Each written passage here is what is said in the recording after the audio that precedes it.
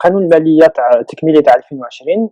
نذكر باللي جاز قانون الماليه في جونفي 2020، سورتو اللي داروه في ديسمبر 2019، لانه قانون الماليه يجي دائما في اخر السنه يقدم السنه الجايه. دوك في جونفي 2020 داروا ديجا قانون الماليه واللي كان فيه بزاف تعديلات، بزاف تغييرات، وطلعوا بعض ضرائب، خاصه ضرائب الاستهلاك، التاكس سور لا كونسوماسيون، كيما لاسيغونس تاع لوطوموبيل، كيما لي فواتور دو غروس سيلندري، كيما لي تاكس سور لي زوردور حاشاكم. زادوا بزاف حوايج هكذا مي جازوا دو فاسون انابيرسو، الناس ما شافوهمش. وخمس شهور من بعد تما الناس اللي راهم في نفس الحكم 5 شهور من بعد غيروا النظره تاع التوجهيه تاعهم تاع قانون الماليه، لانه جا كان اطار جيو استراتيجي فيه نزاعات بين امريكا وروسيا والسعوديه. بصح النزاعات هادو تبان لي بلي السلطه الجزائريه ما خداتهمش بعين الاعتبار، لانه هما بدات كما قلت في بدايه السنه في جونفي 2020 داروا سعر المرجعي تاع برميل البترول بين 40 و 50 دولار. وبما ان الصراع هذا كان راح يجيب تدهور اسعار البترول، هما السلطه الفعليه الجزائريه ما خدتش بعين الاعتبار الامر هذا. لهذا الشيء لقات الحكومه الجزائريه لقات روحها بنص المداخل تاع الميزانيه تاع الدوله، يعني خسروا 50% من المداخل تاعهم. هذا الشيء داروا قانون تكميلي في شهر ماي 2020. الناس اللي يقولوا بلي القانون التكميلي هذا داروه على جال الازمه الصحيه، جائحه كورونا الى اخره، لا داروه لانه اسعار تاع البترول قبل الازمه العالميه تاع كورونا كان رايحين يدخلوا في تدهور. وبين قوسين برك نذكر باللي التدهور تاع اسعار البترول والمداخيل البتروليه تاع الجزائر ما بداتش في السنه هذه، بدات منذ سنوات. نذكر باللي في 2019 الفصل الاول تاع 2019 كان عندنا عجز في ميزانيه المدفوعات، عندنا ديفيسيت سور لا بالونس دي بايمون. ميزانيه تاع المدفوعات اذا حبيتوا هذا هو المعيار اللي نشوفوه في الاقتصاد اكثر من المعايير الاخرى. كان فيه عجز تاع 7 مليار في الفصل الاول تاع 2019، ودوكا في الفصل الاول تاع 2020 كان فيه عجز ثاني تاع 6 ملايين.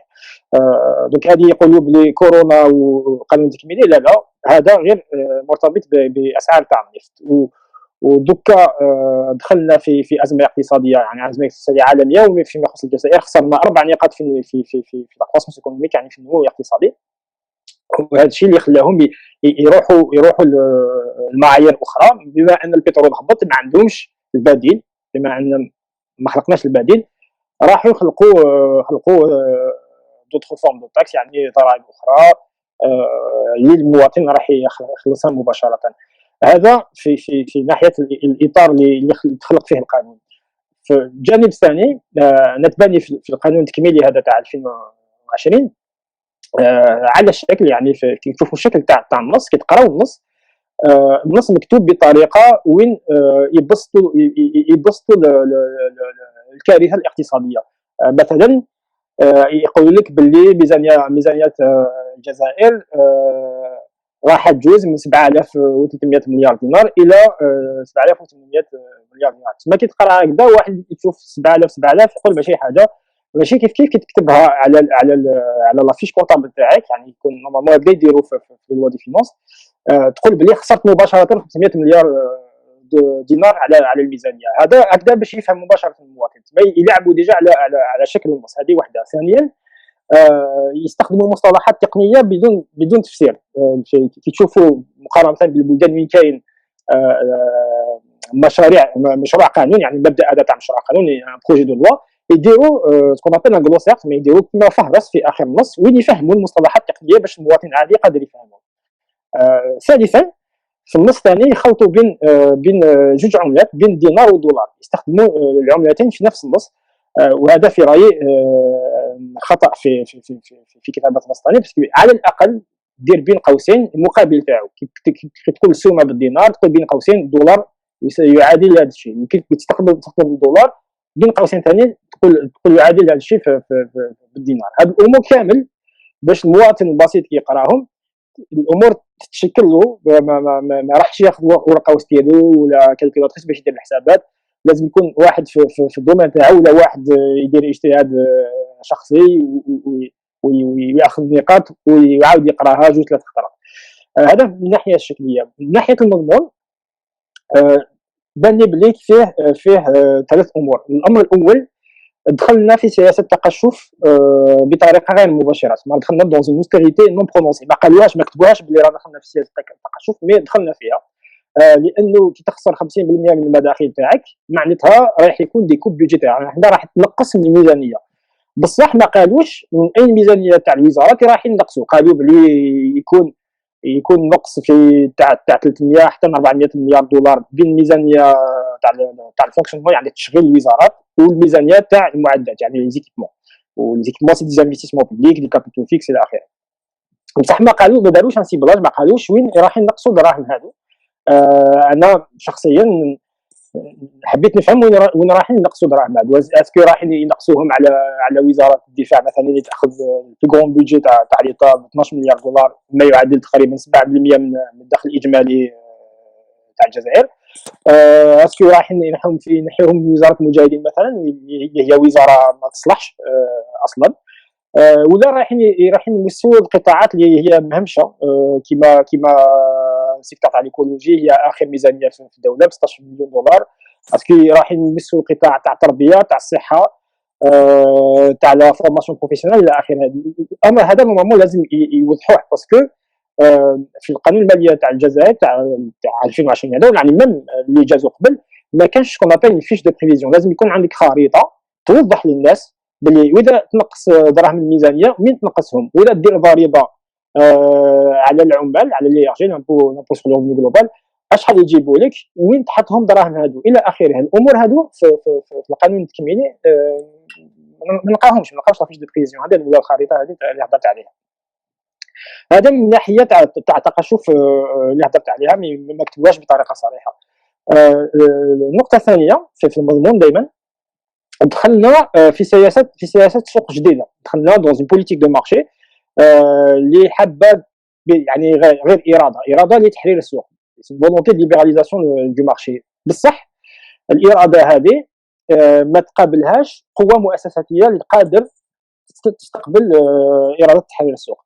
لانه كي دير قوانين وتنحي هذه تاع لا لوا 41 49 القانون هذا تاع 51 49 باش يجيبوا استثمارات كبر باش يجيو المستثمرين بالاموال تاعهم، وتكون الاموال تاعهم يعني ياخذوا القرارات وحدهم بدون تدخل الاداره الجزائريه. ونحاو ثاني حق شفعه دغوت بريومسيون، وين لي زاكتيف تاع لي زونتربريز قادرين يتباعوا بيناتهم بدون تدخل الدوله الجزائريه.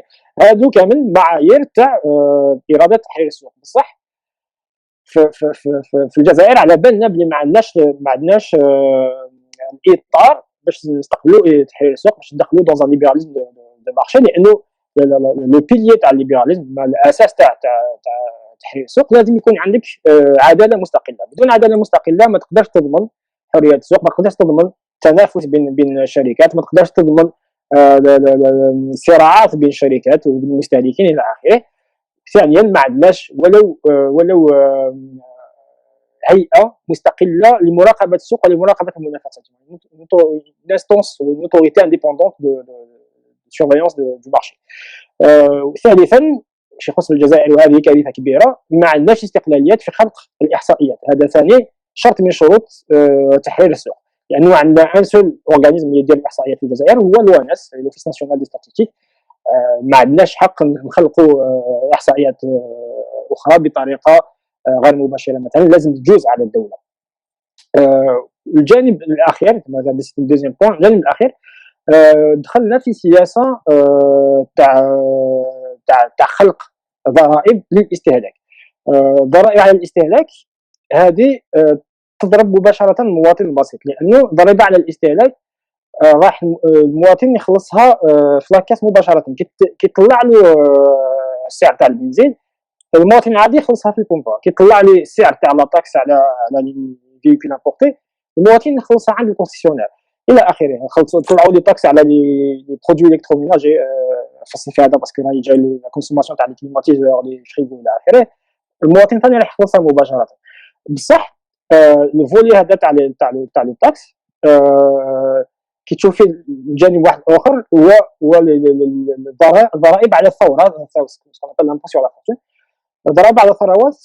هذا في بالي ما يقدروش يطبقوه حاليا، لانه ما عندناش احصائيات اللي تقول شحال من ثروات عندك في الجزائر. ما عندناش احصائيات اللي تقيم سكون ابل لي غري ايفالواسيون اللي تقيم الثروات في الجزائر. قال مثال عندك دار في الجزائر العاصمه، شحال تقابلها بدار في المديه مثلا؟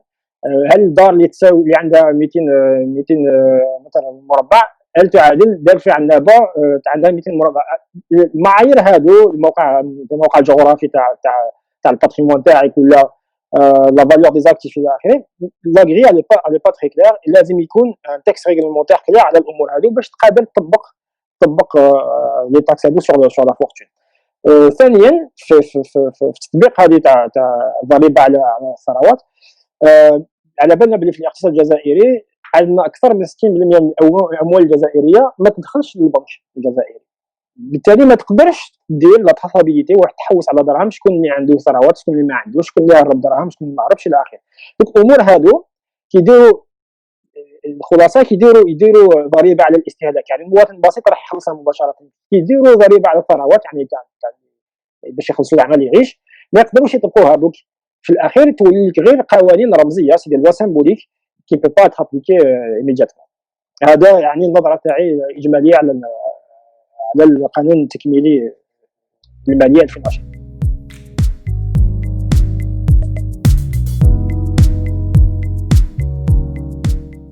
القانون التكميلي تاع 2020 هذا قلت مسبقا الاطار وين تخلق القانون هذا ما ينطبقش مع الخصوصيات الاقتصاديه والماليه والاجتماعيه الجزائريه. لانه اولا باش يكون عندك قانون ماليه يجيب لك ايجابيات في الجانب الاقتصادي، لازم يكون القوانين اللي كتبتها ولا اللي رسختها لازم قادر تطبقهم وتجسدهم في المجتمع. وحنا شرحت مسبقا انه الضرائب على الاستهلاك سهله تطبقها، ولكن الضرائب على الثروات ما تقدرش تطبقها. هذا من السلبيات تاع قانون الماليه اللي عندنا في الجزائر. هذا اولا. ثانيا حنا عندنا مبدا في العلوم الاقتصاديه نقولوا باللي une bonne taxe ولا une bonne loi fiscale c'est une loi applicable et proche de l'exhaustivité. باش تكون عندك قانون ماليه قادر تطبقه لازم يكون يجمل على جميع الفئات الاجتماعيه، يكون قريب من المبدا تاع العداله الاجتماعيه هذه وحده، وقادر تطبقه على المدى البعيد، ماشي ديروا على عام وبعد تغير المبدا هذا كما داروه سابقا مع لا تاكس سور الباتريمون بدلوها بلا تاكس سور لا فورتون. هما بدات كيديروا تغيير هذا في عامين استعرفوا باللي كاين خلل في القانون اللي فات. هذا من جهه. واحده اخرى القانون هذا التكميلي للماليه ما ينطبقش مع الخصوصيات الاجتماعيه والاقتصاديه الجزائريه، لانه كيتنقص من القدره الشرائيه من باس دو بوفوار داجا، باسكو كتزيد من ضريبه على الاستهلاك. المواطن راح يخسر من القدره الشرائيه. كي يخسر المواطن من القدره الشرائيه راح ينقص من الاستهلاك، وكي ينقص من الاستهلاك راح تنقص ثروه اللي تخلقها المؤسسات في الجزائر الى اخره. ما سكون ابل السيركوي ايكونوميك، دائره اقتصاديه هذه مفروغ منه في الاقتصاد من البديهيات. وثانيا عندنا مشكل واحد اخر في القانون هذا، انه كي دخلنا في التقشف هذا سي سكون ابل الاوستيريتي بارسيال اي بارسيال، تبع داروا تقشف بصفه عمديه نسبيه. لانه كي تروح دير تقشف على امور وين المواطن العادي راح تمسه، وراح تخلي جوانب اخرى وين فيهم يعني مال مرمي، الاموال العموميه اللي فيهم ان غاسبياج كبير. مثلا ما راحوش ينقصوا النفقات تاع الوزارات اللي ما عندهمش اي جانب ايجابي. كي تروح تشوف النفقات تاع الوزارات بين الوزارات عندك 30 مليون دولار كل سنه يروحوا في نفقات بين الوزارات وبين البرلمان، هذه وحده وما على بالناش واش يديروا بهم. كي تشوف مثلا بلي الرئاسه تستوعب قريب 70 مليون دولار سنويا غير باش تسير الرئاسه، باش توكل رئيس الجمهوريه والناس اللي تعيش معاه. تشوف جهه واحده اخرى عندك دي سالير افي بور لي هو فونكسيونير، لي سكرتير ديتا ولي مينيستر. ما عندك وزراء عندهم اجره مدى الحياه. وعلاش وزير يدي اجره مدى الحياه؟ البلدان جميع البلدان المتقدمه ما عندهمش هذه، الوزير يكمل حياته ويرجع الحكم مواطن عادي ويدي لا روتريت تاعو بالخدمه اللي يخدمها حياته كامله. الامور هادو وين كان قادرين يديروا فيه عليها تقشف، كنا ماذا بينا نشوفوا يديروا عليها تقشف قبل ما يروحوا على الضريبه على الاستهلاك على المواطن، وعلى الاقل يديروها في نفس الوقت، هكذا تكون عداله اجتماعيه. وكاين يعني امور كثيره كنت دخلت في التفاصيل هذو تاع المواضيع اللي قادرين نديروا تقشف عليهم من النفقات تاع الدوله. كاين مواضيع عديده تشوفوا مثلا بلي عندكم مؤسسات وطنيه كما سوناتراك اير الجيري وعندهم دي زافونتاج سوسيو يستفادوا من مصاريف اجتماعيه، عندهم دي بي دافيون ريدوي بارفوا غراتوي كوم لي ميليتير، عندهم دي يستفادوا من لي كومبلكس توريستيك افيك دي تاريف ريدوي بارفوا غراتوي الى اخره. الامور هادو كامل الدوله تخلصها من الخزينه تاعها، يعني المواطن خلصوا بالضريبه تاعو. وعلاش تطلع للمواطن الضرائب على الاستهلاك وقادر دير اقتصاد في الاموال تاعك من مصاريف الدوله. ثانيا في التناقض اللي كاين في القانون التكميلي هذا، كاينين مواضيع اخرى ما تطرقوش ليها قادرين يجيبوا عليهم الدراهم بطريقه سريعه. اولا عندنا مشكل كبير تاع عقار في الجزائر. كاين الناس عندهم ديار وعندهم اراضي وما يخلصوش لي زامبو، كاين الناس عندهم 5-6 ديار وما يخلصوش عليهم ضرائب، وهما بالذات الناس هذو اللي عندهم 5-6 ديار هما اللي يكريو الجزائريين، المواطنين الجزائريين المساكين اللي ما عندهمش ديار، ويكريوهم بدون عقود، يعني سون باي دو لوكاسيون، ويطلعوا لهم في لي لوايي كيما يحبوا. قادر يطلع لك من العام واحد اخر ما تجيكش الحال تخرج. الامور هذو كامل وكان دير عليهم دي طاكس، راح اولا تجمع دراهم بزاف، ثانيا راك تخلق اطار يمنح للمواطن يقدر يسكن بصفات ما عاديه، ويكون عنده ان با دو لوكاسيون ان كونطرا وتضمن له سكن في عند الخواص، باسكو على بالنا بلي البارك موبيليي بيبليك ما يقدرش يسكن الناس كامل. دونك الامور هادو كانوا قادرين يدخلوها في القانون الماليه، قادرين تجمع الاموال بصفه سريعه. هذا في رايي ملاحظه ما شخصيه على تناقضات اللي عنده قانون التكميلي هذا تاع 2020.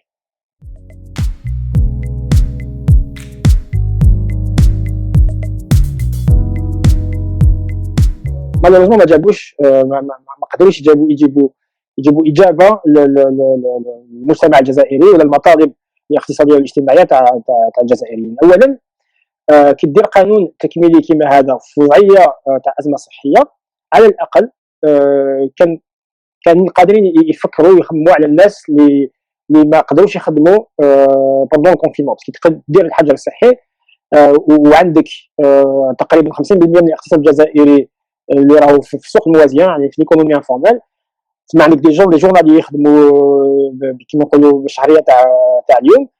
الناس هادو كامل ما عندهمش اي مدخول يومي واي مدخول شهري.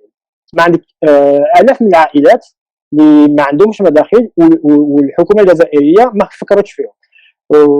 يعني بين قوسين كاين غير الموظفين تاع القطاع العمومي اللي كان عندهم الاجور تاعهم وكان عندهم لي صالير تاعهم لي زونغاردي تال كان. الناس اللي كانوا يخدموا في القطاع الخاص ولا لي زانديبوندون كوم لي زافوكا ولا لي ميدسان يخدموا على لي كونت تاعهم، لي زارشيتيك اللي عندهم دي كابيني ديتود الى اخره. الناس اللي يخدموا في القطاع الخاص كامل ما عندهم اي مدخول في ظل القطاع في ظل الحجر الصحي هذا. وكما هضرت ثاني كاين الناس اللي يخدموا في السوق الموازيه ما عندهمش اي مدخول. ما تقدرش دير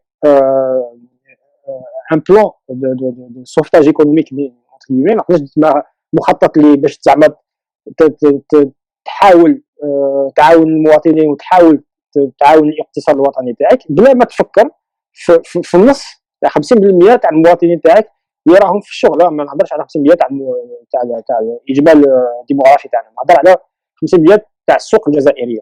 ما فكروش فيهم وما داروش اعانات.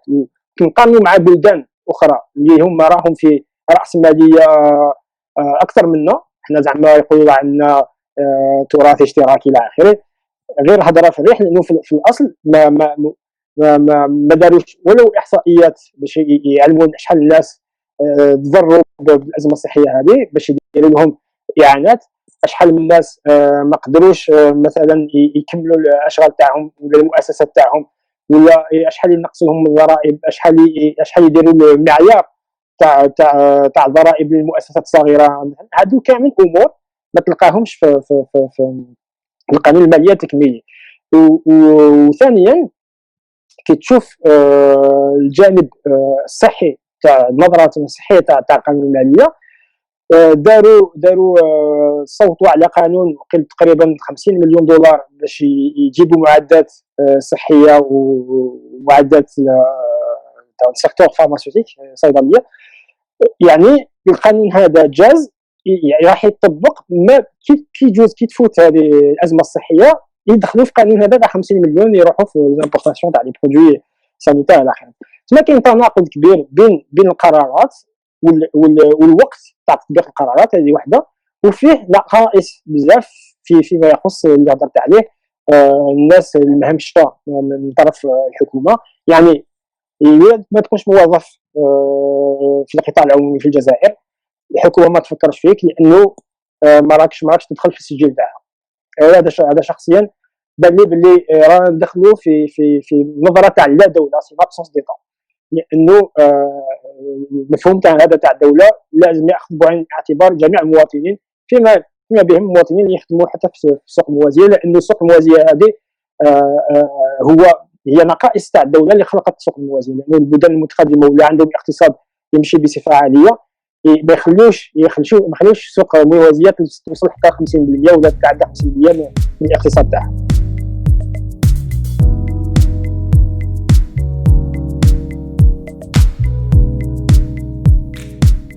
المشاريع اللي قدر الحكومه الجزائريه، الحكومه يعني اللي جايه قدر تدخل فيهم في اطار التعديلات الاقتصاديه ولا التغييرات الاقتصاديه، كان يعني مواضيع عديده نلخصها في تعديلات هيكليه وتعديلات على المدى القصير، دي ريفورم ستركتورال دي ريفورم كونجونكتورال. اولا ما تقدرش تخلق اقتصاد قوي بلا ما يكونش عندك قوه مؤسساتيه. هذا مبدا في بناء الاقتصاد. بين قوسين نعطيكم مثال صغير، كي الاتحاد الاوروبي حبوا يخلقوا المؤسسات الاوروبيه بينهم البنك المركزي الاوروبي، العداله الاوروبيه، البرلمان الاوروبي الى اخره. كي تشوفوا التوقع الجغرافي تاع المؤسسات هذو راهم كامل في البلدان الاكثر تطور في اوروبا. البنك المركزي راه في فرانكفورت في المانيا، البرلمان الاوروبي راه في ستراسبورغ في فرنسا، مقر تاع العداله مجلس العداله الاوروبيه راهو في لوكسمبورغ الى اخره. وعلاش ما خيروش اسبانيا، وعلاش ما خيروش اليونان، وعلاش ما خيروش البرتغال باغ الى اخره؟ لانه البلدان هادو عندهم نقائص على المستوى ونيفو انستيتيوشنال، على المستوى تاع المؤسسات تاعهم. هذا اولا. احنا في الجزائر على بالنا بلي عندنا كارثه مؤسساتيه، انه ما عندكش عداله مستقله وما عندكش رقابه على المؤسسات هذه. قبل ما تبدا في تغيير النظره ولا توجه الاقتصاد تاعك لازم تغير المؤسسات. اولا لازم تغير نظام البيروقراطي تاعك. احنا عندنا لوغدور بيروقراطيك اللي راح تهرب لك المستثمرين وتهرب لك الناس اللي عندهم نيه باش يحققوا لك قيمه اضافيه في السوق. على باب العواقل هذو ما يقدروش يجلبوا لك الاستثمار ولا خلق ثروه. هذه واحده. ثانيا لازم لك تدخل في الرقمنه تاع الاداره تاعك، لانفورماتيزاسيون دي زادمينستراسيون. باسكو واحد اللي حاب يخلص لي زامبو يخلص ضريبه تاعو لازم يدير لاشين باش يخلص ضريبه. راك تهرب فيه هكذا. هذه طريقه سي ديسواجيون انديريكت. باش واحد يخرج ريجستر دو كوميرس تاعو لازم يدير لاشين ويقزب في الادمينستراسيون باش يديروا له الكاشي تاع ريجستر دو كوميرس. الامور هذو كامل تقدر ديرهم بالانترنت، تقدر ديرهم برقمنه تاع الاداره، وتخلق لك مناصب شغل، وراح دير لك تسهيلات في امور كثيره. ثالثا لازم تكون لا مركزيه في تسيير الاسواق، من ديسونتراليزاسيون dans la gestion des marchés notamment les marchés publics. لانه حتى دوكا في الجزائر الاسواق تاع الاشغال العموميه مثلا لي مارشي بوبليك، سكون ابل لي مارشي غري تسمى الاسواق بالتوافق، هي مجلس الوزراء اللي يتدخل فيهم، تسمى سي كونساي دي مينيستر، كونساي دي مينيستر اللي بريزيدي بار بريزيدون لا ريبوبليك، يعني رئيس الجمهوريه اللي ترأسه، يعني بصفه غير مباشره الرئاسه ومجلس الوزراء يتدخلوا في السوق في تسيير الاسواق في الجزائر. يعني هذه ما تقبلهاش العقل، لازم الامور هذه نخرجوا منها.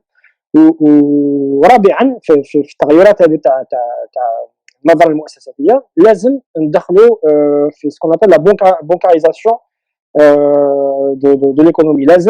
لازم تدير الاموال اللي تخرج لك من السوق لازم تدخلهم في البنوك باش تكون قادر تطبق القوانين هذو تاع لا لوا دي فينونس، تاع الماليه، تاع الضرائب الى اخره. باسكو كما قلت سابقا عندك اكثر من 60% من الاموال في السوق الجزائريه ما يدخلوش للبنوك، وعلى بالنا باللي في الجزائر عندنا مذهب هذا تاع البنك المركزي اللي ما عندوش استقلاليه، ونرجع لهذا من بعد.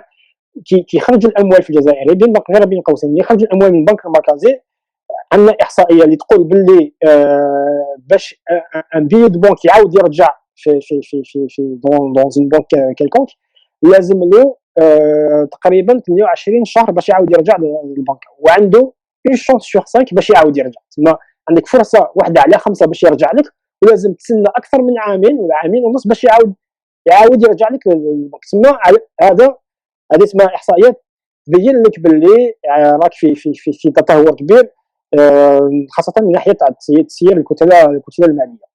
هذا من الجانب المؤسساتي. في الجانب التسيير السياسي اللي هضرت عليه مثلا تاع تسيير البنك المركزي، لانه التسيير تاع الكتله الماليه لا ماس مونيتير مرتبطه بالمؤسسات هذه، وخاصه مرتبطه بالبنك المركزي.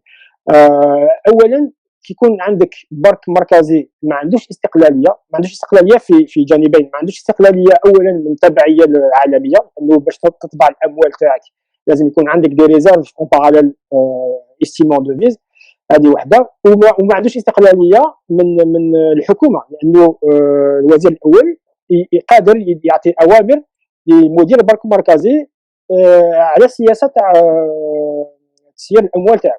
وكما دارها وحياه سابقا كي طبع 3000 مليار دينار، هو اللي عطى الامر لمدير البنك المركزي باش يطبع الاموال هذه.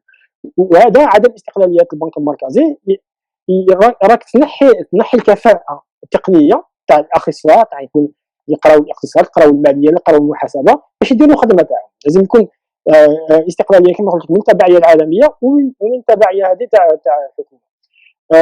ثانيا دائما في تسيير الكتله الماليه عندك سكون ابل لا كرياسيون مونيتير بار لو كريدي، باسكو كي تطبع الاموال سكون ابل لا موني فيدوسيير، المال الملموس هذا ماشي كيف تطبع اموال رقميه، لا موني سكريبت.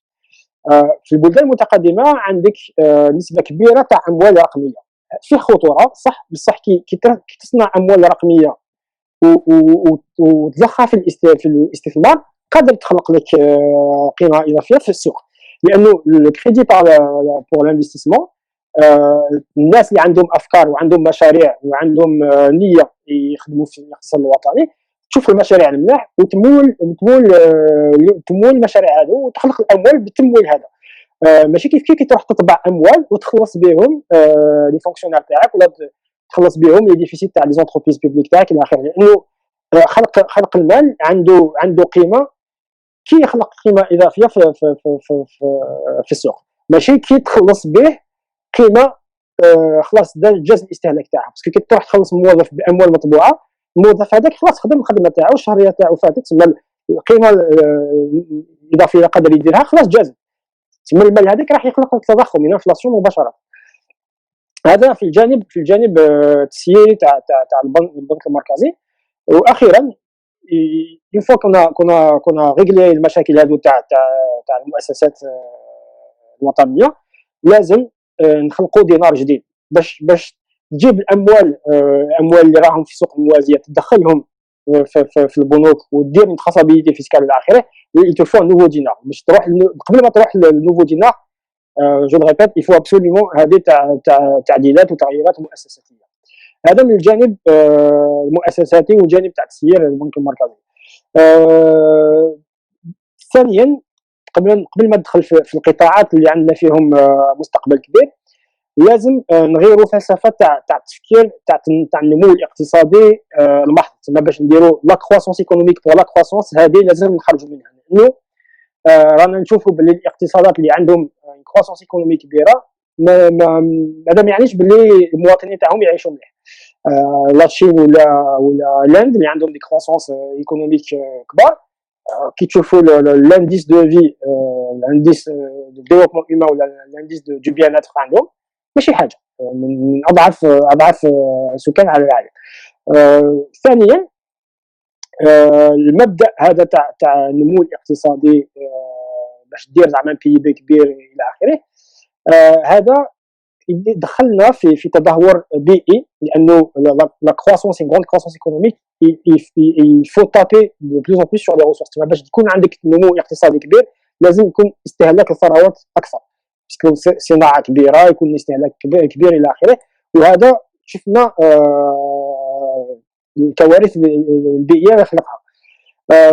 انا القناعه تاعي الشخصيه كي نشوف بلدان كما البلدان الشماليه اللي عندهم نمو اقتصادي ضئيل بصح على المستوى البعيد، عندهم كرواسونس فابل مي ديورابل. مثلا الدنمارك عندهم كرواسونس ايكونوميك ما تعداش 0.8%،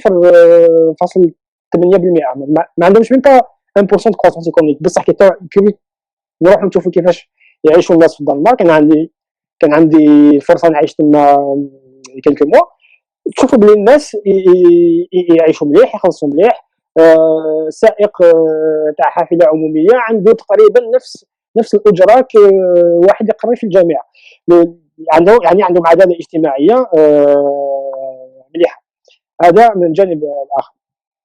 ثانيا كي ندخلوا في المستقبل، يعني القطاعات الجزائريه اللي كنا قادرين نديروا فيها استثمار كبير، دوك انا في رايي راح ندخلوا فيهم بطريقه غير مباشره، باسكو رانا دخلنا في مرحله وين خرجنا من المحروقات، حبينا ولا كرهنا خرجنا من المحروقات. لانه في 5 سنين من 2015 حتى 2020 مداخيل تاع المحروقات داروا تقلص ب 23%، اكثر من 23% من المداخيل تاع المحروقات اللي راحوا.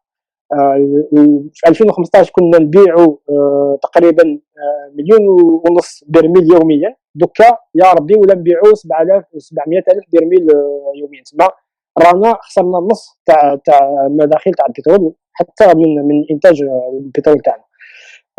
القطاعات اللي تبان لي انا شخصيا فيهم مستقبل كبير في الجزائر، اولا الفلاحه، هذه مفروغ منه، والناس كان على بالها بلي الفلاحه الجزائريه ماهيش في استغلال مليح.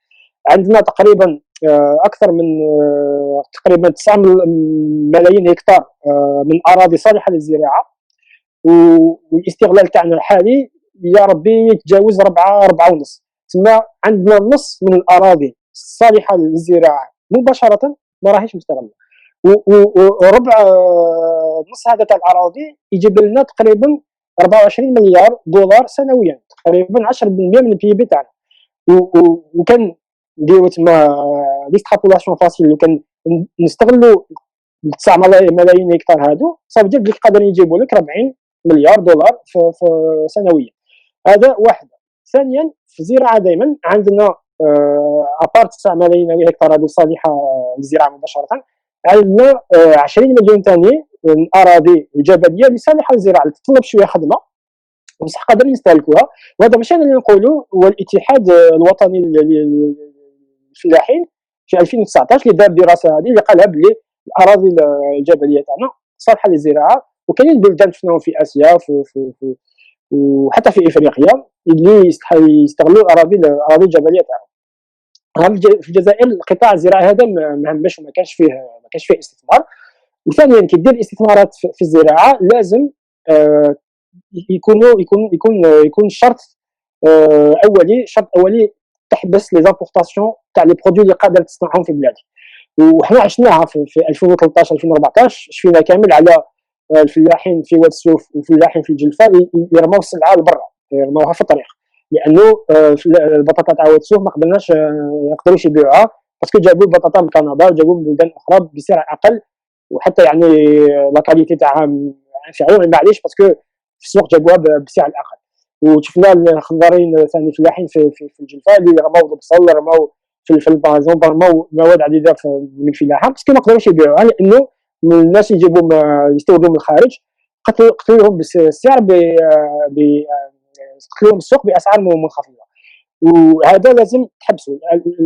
الامور اللي قادر تصنعها تزرعها في بلادك ديرها، ما تخلصها شويه غاليه معليش 4 ولا 3 دنانير بزياده معليش، المهم يكون عندك انتاج وطني. ودكا حتى البلدان المتقدمه راح يرجعوا لها في اوروبا يدخلوا في البرانسيبادات على لاغريكولتور بيو، لاغريكولتور لوكال الى اخره. والجانب الثاني باش تعاون الفلاحين هادو لازم تخلق لهم دي ديبوشي بور لي برودوي تاعهم، تما لازم يكون ان اكومبانيومون تاع الانتاج الفلاحي.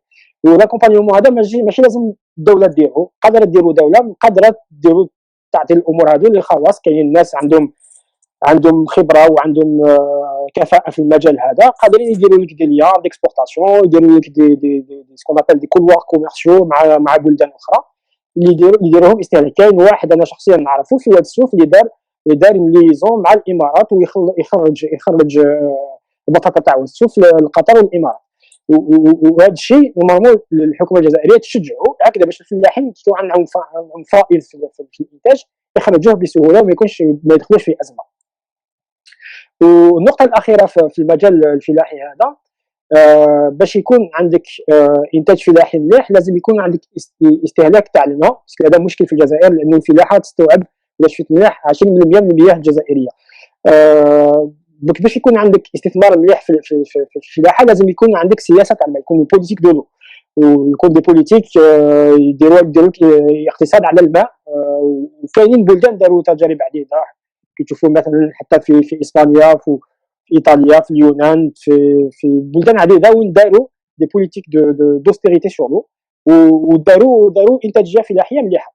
وهذا انا متيقن بلي عندنا اخصائي في المجال هذا قادرين يديروا دي دراسات ويشرحوا الامور هذه. الجانب الثاني اللي يبان لي فيه مستقبل كبير بعد الزراعه هي الطاقات المتجدده، يعني زينيرجي رونوفلابل. على بالنا كامل بلي الصحراء الجزائريه عندها مستقبل كبير من ناحيه الطاقه الشمسيه. كاين احصائيه تقول باللي 1 كيلومتر مربع في فرنسا يستوعب تقريبا 1.3 ميجا وات يوميا من الطاقه الشمسيه. وعلى بالنا باللي في فرنسا الشمس خاصه في شمال فرنسا ماشي حاجه. حنا في الجزائر 1 كيلومتر مربع يستقبل ما يقابل 5 حتى بعض المناطق 6 ميجا وات يوميا، يعني عندك 5 براميل من البترول يتيحوا مسمى يوميا على كل كيلومتر مربع في الجزائر. وهذا ما درناش استثمار فيه، ولو كان نديروا استثمار فيه قادر يخلق لك مناصب شغل مباشره وغير مباشره على المدى الطويل. هذا يعني كي نشوفوا غير نقارنوا بالبلدان المجاوره كما في تونس مثلا كان عندهم ستاسيون فيرم سولار تاع 2 جيجا وات، وخلقوا به كل ميجا وات يخلقوا به 40 منصب شغل. وهذا قادرين نشوفوا المراجع التونسيه على هذا الموضوع. في الجزائر عندنا بوتنسيال كبير في هذا المجال، وخاصه بين قوسين كي نعلموا باللي الغاز الجزائري عندنا احتياط كبير فيه، بصح النص تاع الغاز اللي نصنعوه في الجزائر يروح لنا في استهلاك تاع الكهرباء، لانه 98% من خلق الكهرباء في الجزائر نديروه بالغاز. وتقريبا نصنعوا 8 مليون متر مكعب في الغاز، عندك 42 يروحوا في الاستهلاك تاع الكهرباء. وهذا بالطاقه الشمسيه قادر دير تدريجيا ماشي على عامين، قادر يكون على 15 سنه على 20 سنه قادر تخرج من التبعيه هذه تاع الغاز للكهرباء وديرها بالطاقه الشمسيه.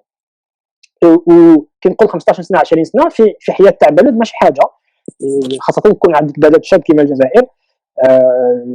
15 ans ولا 20 ans sur l'âge d'un pays سي با غون شو. في الطاقات المتجدده ثاني عندنا مستقبل كبير كي ايتي انيوري، ما كانش ما كانش يعني دراسات على الجانب هذا.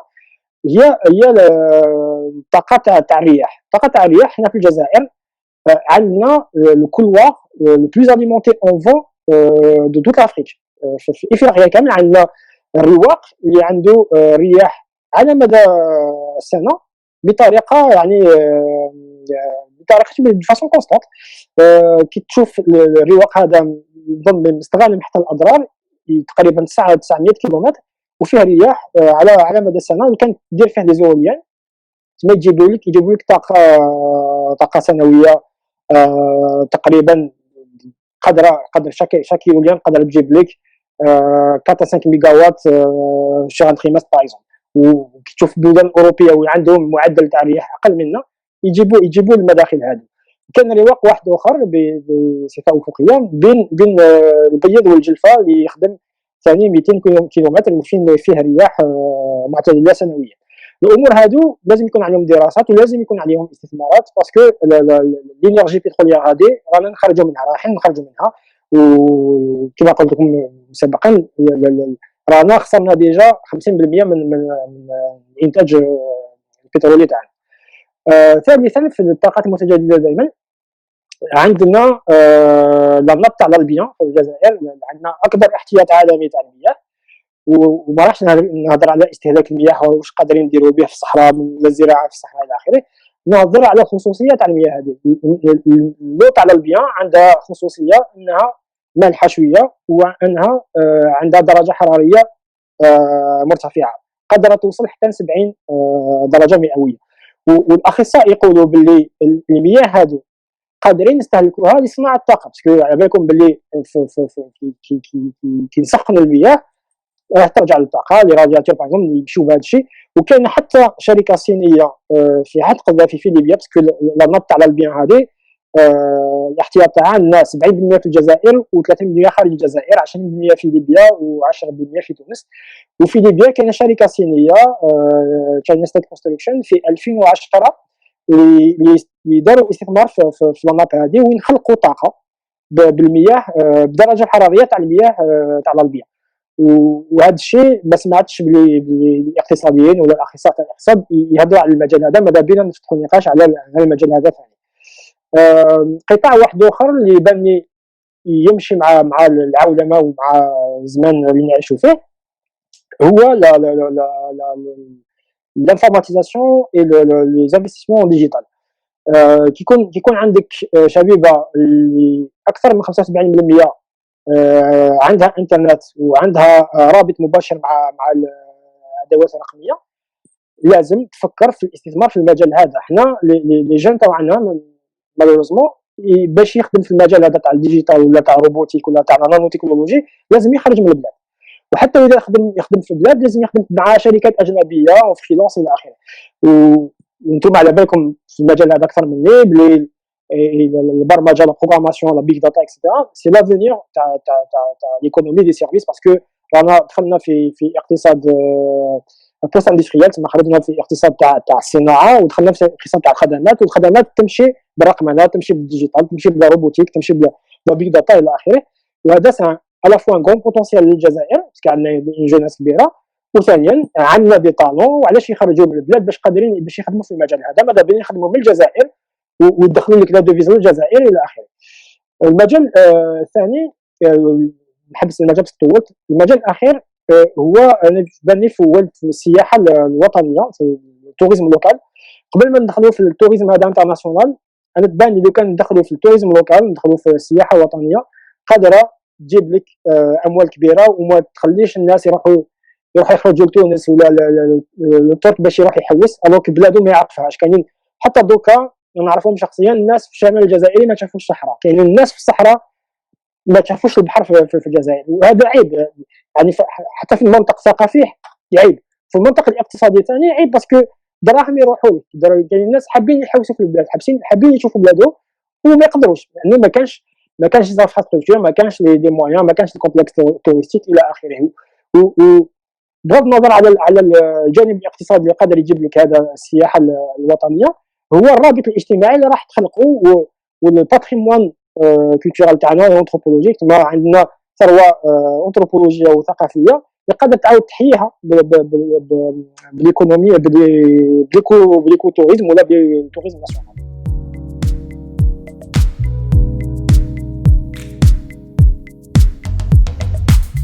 للاسف ما تقدرش تخلق تغيير ولا تعديل الاقتصاد بدون تغيير سياسي، لانه بصفه بسيطه الاقتصاد هو سياسه. الاطار القانوني للاقتصاد مرتبط بالاطار السياسي، لان القرارات السياسيه هي اللي تتحكم في القانون، والقانون هو اللي يوصف لك في اي اقتصاد حاب تعيش. مثلا شفنا في القانون الماليه اسكو نخلصوا اكثر ولا اقل لي زامبو، اسكو لي زونتربريز بريفي فون بي اكثر ولا اقل لي زامبو. هادو قرارات سياسيه، الحكام يخلقوا الاطار القانوني. الخلاصه ولا النتيجه هو انه الاقتصاد مرتبط مباشره بالسياسه، ما تقدرش دير تغيير جذري للاقتصاد بدون ما دير تغيير سياسي. وبعباره اخرى انا القناعه تاعي انه بدون ديمقراطيه حقيقيه ما تقدرش تخلق اقتصاد. قادر تخلق قوه اقتصاديه على المستوى الاحصائي، على النمو الاقتصادي، نمو لا كروسونس ايكونوميك، النمو تاع البي بي تاع الدخل الانتاج الداخلي الخام تاعك الى اخره.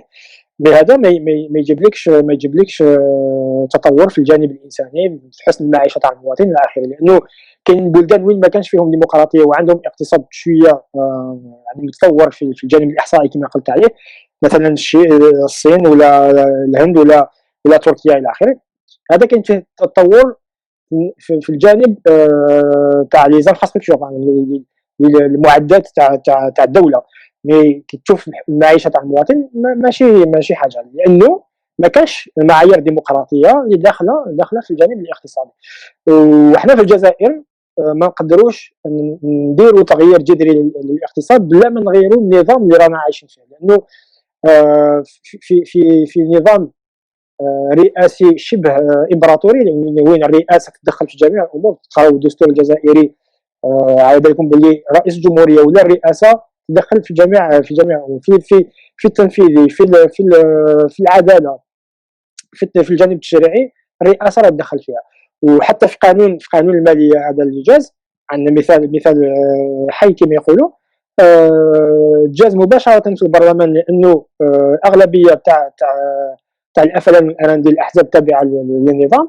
وفي المجلس الامه يعني لا شامبر اوت في السينات عندك ثلث الرئاسي التيار بريزيدونسيال اللي دائما يغلب على التصويت.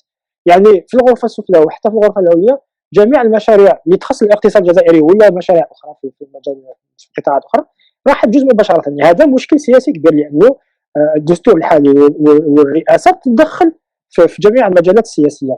هذا من جهه. ومن جهه واحده اخرى باش يكون عندك نمو اقتصادي وين حسن المعيشه تاع المواطن تتحسن، لازم يكون عندك ريبارتيسيون دي ريشاس، لازم يكون عندك توزيع الثروات، يكون عندك عداله اجتماعيه. وهذه العداله الاجتماعيه ما قدرش تخلقها بدون استقلاليه العداله، وحتى تحرير السوق، وحتى يعني تخلي المواهب يخلقوا لك ثروه. لازم يكون عندك عداله اجتماعيه. سواء كيفاش واحد شاب جزائري قادر يصنع لك حاجه والابتكار هذاك اللي خلق ولا الصنع هذاك اللي دارو ما تقدرش تضمن له لو دغوت بروبريتي تاعو. لازم يكون عداله مستقله باش الناس يكون عندها ابداع، يكون عندها بريز دينيشياتيف بور لا كرياسيون.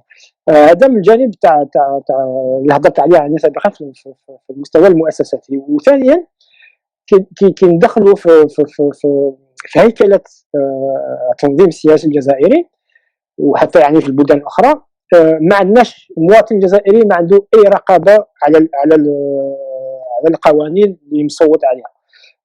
ما عندوش اي امكانيه باش يبدل القوانين هذو، ما عندوش يعني بريز دينيشياتيف سيتويان بور موديفي لو. ما عندوش حتى امكانيه لاقاله ولا لطلب استقاله ممثل سياسي. ما تقدرش الى با دروا دو ريفوكي ان ريبريزونطون بوليتيك. تما حنا في الجزائر واذا واحد ممثل سياسي حكم الكرسي، الحل الوحيد اللي عند المواطن لازم يستنى حتى نهايه العهده تاعو، حتى لا فون سو موندا ماشي واحد. قادر يسرق، قادر يدير واش يحب، قادر يغلط، قادر يكذب، تفرج. الامور هادو كامل مرتبطين بالحياه الاقتصاديه تاع المواطن، لانه الممثلين السياسيين هذو هما المسؤولين على القرارات الاقتصاديه راهم في الجزائر. لهذا الشيء لازم المواطن يكون عنده رقابه في السياسه باش يقدر يطمع يدير يشارك في التغيرات ولا التعديلات الاقتصاديه تاع بلاده. وفي جهه اخرى يكون عندك ان سيستم ديليكسيون ترونسبارون ديزينياسيون كما يحب الشعب، قادر يكون تعيين مباشر من الاسفل، قادر يكون انتخابات كما لازم نسقسيو الشعب واش يحب.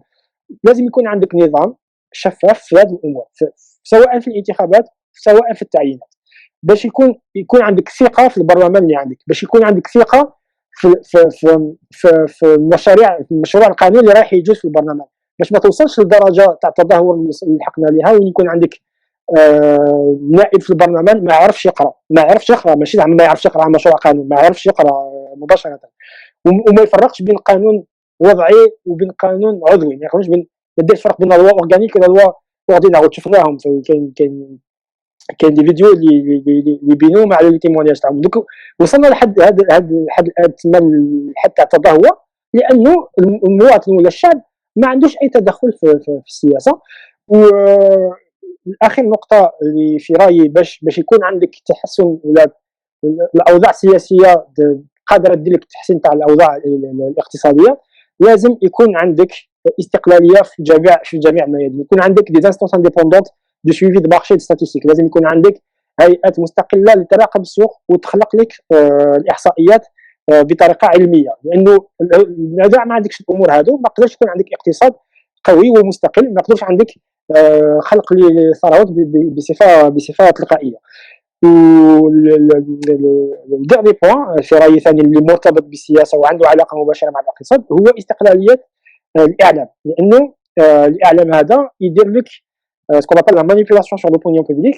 اذا ما عندكش استقلاليه، وشفناه في الحراك وعاشوه الجزائريين، يعني منذ وجود الدوله الجزائريه عشناه. لو فات دو با افوار دي ميديا انديبوندون، يكون عندك اعلام ماشي مستقل، يكون عندك دائما صراعات ايديولوجيه على امور تافهه، ويخليو لك المواضيع اللي عندهم اهميه ما نهضروش عليهم. وعشناه مثلا هذا في الحراك، وين يخلقوا لك مواضيع الناس يحكيوا عليهم، والمواضيع اللي عندهم اهميه تجوز. في القانون الماليه هذا ثاني جازوها، في القانون الماليه الناس كانت تهضر على مواضيع تافهه ما حبيتش ندخل فيهم، والمواضيع اللي عندها اهميه عندها علاقه مباشره مع الحياه تاع المواطن ما هضروش عليهم. ما كانش نقاش مثلا على قانون الماليه في التلفزه بصفه مبرمجه، يعني نهضروا عليه اسبوع ولا 10 ايام، يديروا دي نقاشات، يديروا دي ديبا avec des spécialistes des experts، ويكون عندك طرفين اللي بور لا لوا لي سو كي سون كونتر لا لوا.